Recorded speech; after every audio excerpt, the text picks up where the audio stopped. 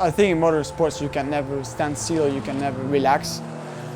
Always updating, improving this as a driver, as an athlete, because there's always someone else working harder than you.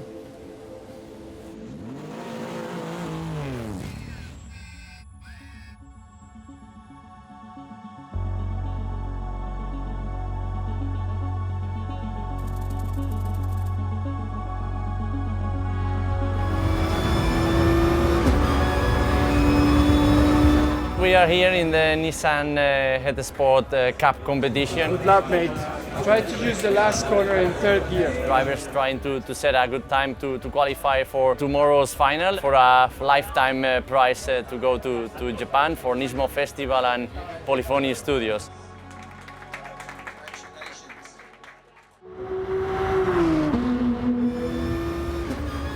The evolution on Gran Turismo has been incredible. I have played Gran Turismo since the first one. That's where I fell in love with cars through the game. Kazunori, his vision is different. It's, he puts out the product when it's finished.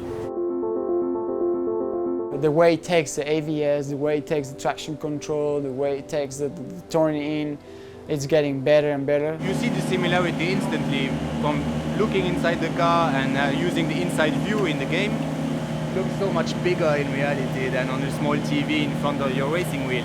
When I was 2 or 3 years old, I played Gran Turismo 1 and I used the walls to ride the circuit and now and then. And now I'm here, it's amazing. Third one was on PlayStation 2 and I was remember looking at the magazines and going, that's sick.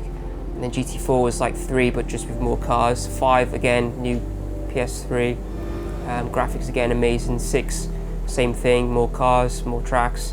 And then sport, the physics are a lot better. I feel like I already know the car because I've driven a lot of time in the game. I've never seen a car in real life, a racing car, so it's a great experience. With the FIA Gran Turismo Championship, we have the best competitors in the world racing each other. I feel like it's only gonna grow. There's a lot of people coming over to watch this, even though there's real life race cars right next to us. they come over and watch this.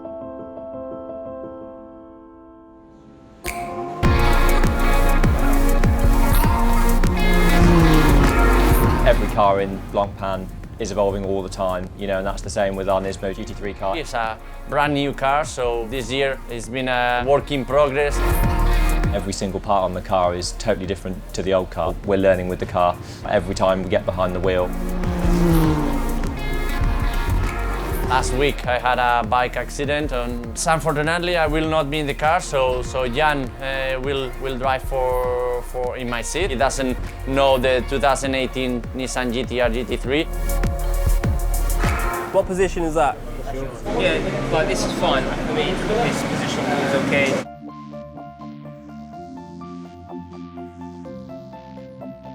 So this is the 18 spec car. Very different compared to the 14 spec car. The engine's a lot lower. It's now dry sump instead of wet sump. The geometry on the front is different. The rear geometry is completely different. It has different aero. We have different front splitter, sit lower in the car. We have different tech system in the car, different traction control, different ABS. Weight distribution, which is the main thing, is much more shifted towards the rear as well. I've never driven it, it's a new car, so I need to talk to Alex, talk to Matt, Lucas as well, to learn the ins and the outs of the new car.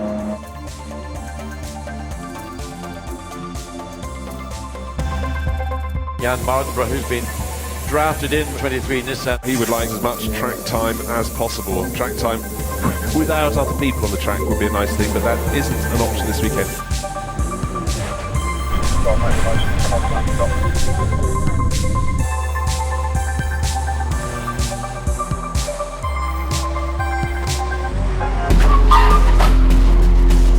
Wow, that was the car absorbing all it needed to absorb.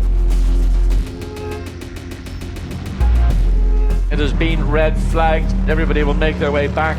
Slow pace is mandatory. Q1, we gambled him with Jan and sent him out with like 8 minutes to go.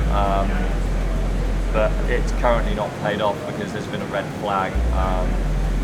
Yeah, we got 3 minutes 43 left of the session, and we can get one flyer in. We just need to get the car. You know, if you can get it somewhere, you know, we're currently last.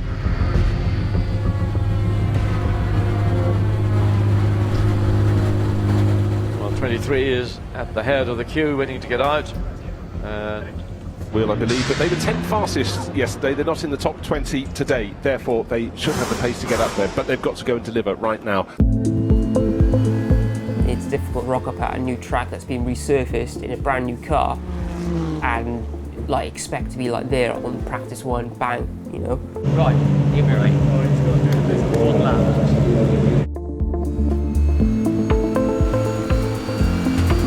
Got one in there at the end and put it like P24, something like that, so a really respectable time.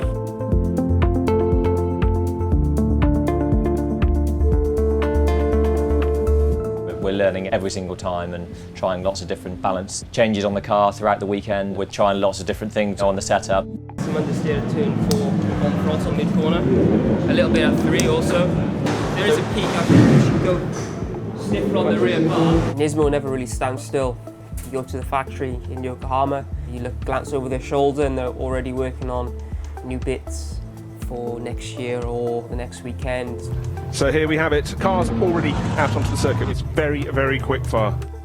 Always looking for a little bit more performance, and you have to keep pushing the envelope further and further. A bit of understeer in the first corner on the first push lap. We came 4th in that session and 7th now overall. Qualifying number 3, the session has started. Now let's see what Al can do. I'm sure that we can get another top time in there, and I think we can stay in the top 10, which would be fantastic. Good to see the number 23 Nissan, Alex Buncombe. Good solid session for him, and that's moved it to 7th place overall. In anything in the top 10, it's good.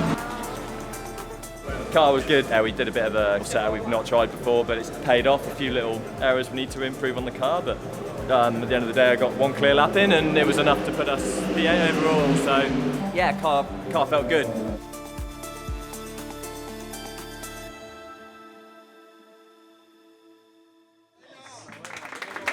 Congratulations. And then finally number 12, L. Rodriguez. Yes. Online motorsports is getting really, really big. Live streaming on e-gaming will be bigger in a few years than real motorsports. Esports is growing and growing. We don't know how far we can go with esports, but so I think future is very interesting on this side. So it's quite exciting to have the quickest 48 gamers from Europe. It's amazing. I think the level is really, really high. So we will see where they end up.